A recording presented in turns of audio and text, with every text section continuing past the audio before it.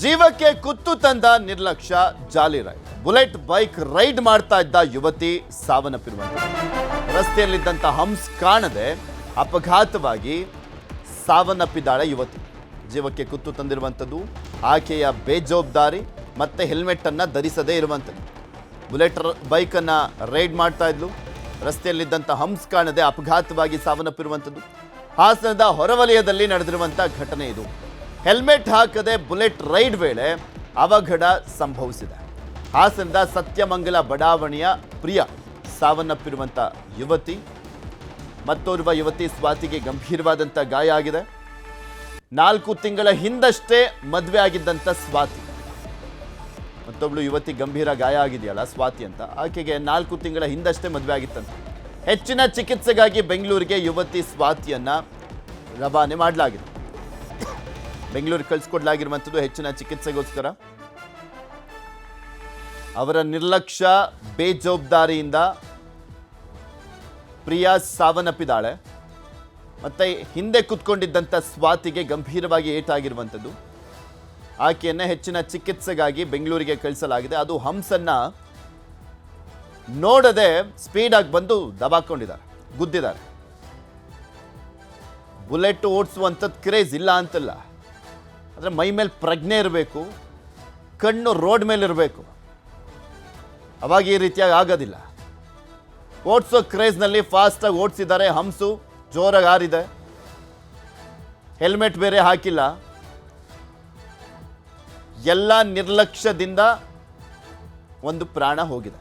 ಅವರ ಪ್ರಾಣವನ್ನು ಅವರೇ ತೆಕ್ಕೊಂಡಂತ ಆಗಿದೆ. ಒಂಥರ ಸೂಸೈಡ್. ಹೆಲ್ಮೆಟ್ ಎಲ್ಲ ಹಾಕೊಂಡಿಲ್ಲ ಅಂದರೆ ಸೂಸೈಡ್ ಥರನೇ ಇದು. ಗಾಡಿ ಹೋಗ್ತಾ ಇದ್ದಾಗಿಂದ ಇವರು ಹೋಗ್ತಾ ಇರೋರು ಡ್ರೈವ್ ಮಾಡ್ತಾ ಇರೋರಿಗೆ ತುಂಬಾ ಸೀರಿಯಸ್ ಕಂಡೀಷನ್ ಅಲ್ಲಿ ಇದ್ದಾರೆ. ಹಿಂಭಾಗ ಕೂತಿದಾರಲ್ಲ ಅವರು ಏನೋ ಅಚಾನಕ್ ಬ್ರೇಕ್ ಹೊಡೆದಾಗ ಏನೋ ಗೊತ್ತಿಲ್ಲ ಅದ್ರ ಮಾಹಿತಿ ಬಗ್ಗೆ. ಬ್ರೇಕ್ ಹೊಡೆದಾಗ ಅವರು ರೋಡಿಗೆ ಬಿದ್ದುಬಿಟ್ಟು ಏನು ತಲೆ ರೋಡಿಗೆ ಹೊಡೆದಿರೋದ್ರಿಂದ ಇವರಿಗೆ ಅಲ್ಲೇ ಸ್ಪಾಟಲ್ಲಿ ಇದಾಗಿದ್ದಾರೆ ಅಂತ, ತಲೆಗೆ ಏಟ್ ಬಿದ್ದಿರೋದ್ರಿಂದ. ಪ್ರಿಯಾ ಸರ್ ಅವರು ನಮ್ಮ ಸ್ನೇಹಿತರ ಮಗಳು. ಅವರು ನಮ್ಮ BSF ಅಲ್ಲಿ ಭಾರತೀಯ ಗಡಿ ಭದ್ರತಾ ಪಡೆಯಲ್ಲಿ ವರ್ಕ್ ಮಾಡ್ತಾ ಇದ್ದಾರೆ. 2 ಹೆಣ್ಮಕ್ಳು ಎಜುಕೇಶನ್ಗೋಸ್ಕರ ಇಲ್ಲೇ ಅವ್ರ ಮನೆ ಮಾಡ್ಕೊಂಡಿದ್ರು. ಅವರು ಆ ತಂದೆ ಆರ್ಮಿಯಲ್ಲೇ ಇದ್ರು. ಅವರಿಗೆ 2 ಮಕ್ಕಳು. 2 ಮಕ್ಕಳಲ್ಲಿ ಇವಳೇ ಚಿಕ್ಕಳು ಅಂತ ಕಾಣಿಸುತ್ತೆ. ಹಂಗಾಗಿ ಅವರು ಏನೋ ಫ್ರೆಂಡ್ ಮನೆಗೆ ಹೋಗ್ಬೇಕಾದ್ರೆ ಆಕಸ್ಮಿಕವಾಗಿ ಈ ಜಿಲ್ಲಾಡಳಿತ ಹಂಸನ್ನ ಹಾಕಿದೆ. ಹಂಸನ್ನ ಅದು ಸರಿಯಾಗಿ ನಿಯಮ ಪದಕಗಳು ಇಲ್ಲದ್ರಿಂದ ಅವರು ಆ ಸ್ಪೀಡು ದಿವಸ ಅದೇ ರೂಟಲ್ಲಿ ಓಡಾಡ್ತಾ ಇದ್ದಾರೆ. ಅವತ್ತು ನಿಯಮ ಪದಕಗಳು ಇಲ್ಲದ್ರಿಂದ ಆ ರೀತಿ ಅವಘಡಗಳು ನಡೆದಿದೆ. 5 ಗಂಟೆ 6 ಗಂಟೆಲ್ಲ ಹೋಗ್ಬಿಟ್ಟು ಆಕ್ಸಿಡೆಂಟ್ ಆಗೈತಿ. ಹೋಗ್ಬಿಟ್ಲು ನನ್ನ ಮಗ ಜಮ್ಮು ಕಾಶ್ಮೀರಲ್ಲಿ ಅಲ್ಲಿ ಡ್ಯೂಟಿಗೆ ಹೋಗ್ಯಾನೆ. ಇಂಥದ್ದಕ್ಕೆ ಹೋಗ್ತೀನಿ ಅಂತ ನೀವು ಹೇಳೋಗಿಲ್ಲ. ಯಾರಿಗೂ ಗೊತ್ತಿಲ್ಲ, ತಂದೆ ತಾಯಿಗೂ ಗೊತ್ತಿಲ್ಲ, ಅಮ್ಮಗೂ ಗೊತ್ತಿಲ್ಲ, ಯಾರಿಗೂ ಗೊತ್ತಿಲ್ಲ. ಫ್ರೆಂಡ್ ಜೊತೆ ಹೋಗ್ಬಿಟ್ಟು ಹಿಂಗೆ ಮಾಡ್ಕೊಬಿಟ್ಟಾರೆ ಸರ್. ನನ್ನ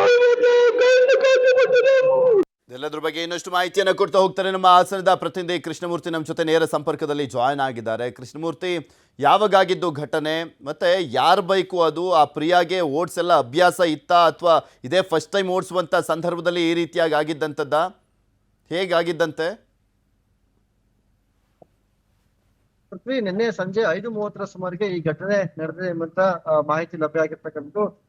ಏನು ಪ್ರಿಯಾ ಮತ್ತು ಸ್ವಾತಿ ಇಬ್ಬರಿದ್ದಾರೆ. ಇವರಿಬ್ರು ಸ್ವಾತಿ ಅವರ ಅಕ್ಕನ ಮನೆ ಹನುಮಂತಪುರದಲ್ಲಿರುತ್ತೆ.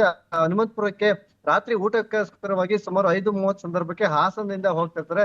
ಈ ಸಂದರ್ಭದಲ್ಲಿ ಕೈಗಾರಿಕಾ ವಲಯದಲ್ಲಿ ಹೋಗುವಂತ ವೇಳೆಯಲ್ಲಿ ಬುಲೆಟ್ ಬೈಕ್ ನಲ್ಲಿ ಇವರಿಬ್ರು ಕೂಡ ಹೋಗ್ತಾ ಇರ್ತಾರೆ. ಆಗ ಹಂಸ್ ಕಾಣದೇ ಇದ್ದಂತ ಸಂದರ್ಭದಲ್ಲಿ ಅವರು ಹಂಸನ್ನ ಹಾರಿಸಿ ಸ್ಥಳದಲ್ಲೇ ಅಪಘಾತಕ್ಕೂ ಕೂಡ ಒಳಗಾಗ್ತಾರೆ.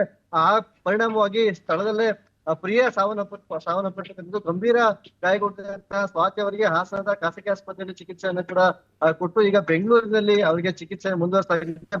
ಗಂಭೀರವಾಗಿ ಗಾಯ ಆಗಿದ್ದಂತಹ ಪರಿಣಾಮವಾಗಿ ಅವರನ್ನ ಬೆಂಗಳೂರಿನಲ್ಲಿ ಚಿಕಿತ್ಸೆಯನ್ನು ಕೂಡ ಈಗ ಕೊಡಲಾಗಿದೆ. ಪ್ರಿಯಾ ಅವರ ಮೃತದೇಹವನ್ನು ಹಾಸನದ ಹಿಮ್ಸ್ನಲ್ಲಿ ಮರಣೋತ್ತರ ಪರೀಕ್ಷೆಯನ್ನು ಕೂಡ ನಡೆಸಲಾಗ್ತಿದೆ. ಅವರ ಪ್ರಿಯರವರ ಸಂಬಂಧಿಕರು ಆರೋಪವನ್ನು ಕೂಡ ಮಾಡ್ತಾರೆ.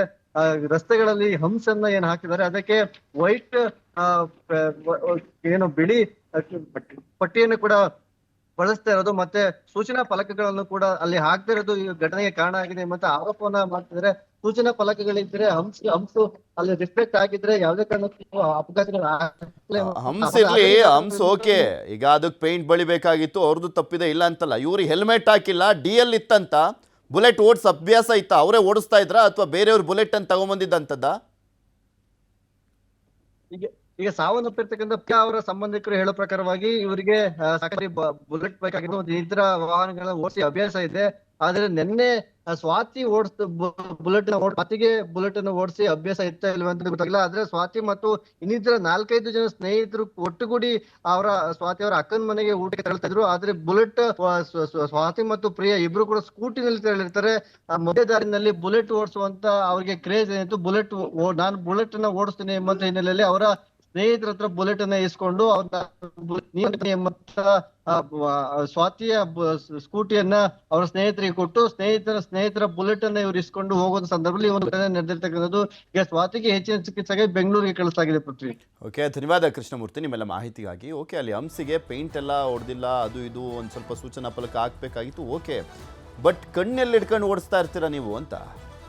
ಹಂಸ ಇರುವಂಥ ಸಂದರ್ಭದಲ್ಲಿ ಅಥವಾ ತುಂಬ ಸ್ಪೀಡಲ್ಲಿದ್ದಾಗಲೇ ಬುಲೆಟ್ ಬ್ಯಾಲೆನ್ಸ್ ತಪ್ಪೋದು. ತುಂಬ ಸ್ಪೀಡಲ್ಲಿದ್ದಾಗ ಹೆಲ್ಮೆಟ್ ಎಲ್ಲ ಹಾಕಿಲ್ಲ ಅಂದಾಗ ಕ್ರೇಜ್ ಇರಬೇಕು, ಆ ಜೋಶು ತುಂಬ ಇರಬಾರ್ದು. 100 ಮೇಲೆ ಹೋಗ್ತಾ ಇದ್ರೆ ಹಿಂಗೆ ಆಗೋದು, ಬ್ಯಾಲೆನ್ಸ್ ತಪ್ಪುತ್ತೆ. ಅಲ್ಲಿ ಅವ್ರ ಸಂಬಂಧಿಕರೆಲ್ಲ ಆರೋಪ ಮಾಡ್ತಾ ಇದ್ದಾರೆ, ಅಲ್ಲಿ ಹಂಸಿಗೆ ಪೇಂಟ್ ಹೊಡಿಬೇಕಾಗಿತ್ತು, ಅಲ್ಲಿ ಬೋರ್ಡ್ಗಳನ್ನೆಲ್ಲ ಹಾಕಬೇಕಾಗಿತ್ತು ಅಂತೆಲ್ಲ. ಓಕೆ, ಅದು ತಪ್ಪಿದೆ, ಇಲ್ಲ ಅಂತೇನಲ್ಲ ಹೇಳ್ತಾ ಇರೋದು. ಆದರೆ ಮೈ ಮೇಲೆ ಪ್ರಜ್ಞೆನೂ ಇರಬೇಕಲ್ಲ ಓಡಿಸುವಂಥವ್ರಿಗೆ. ನಿಧಾನದಲ್ಲಿ ಇದ್ದಿದ್ರೆ ಏನೂ ಆಗ್ತಾ ಇರಲಿಲ್ಲ.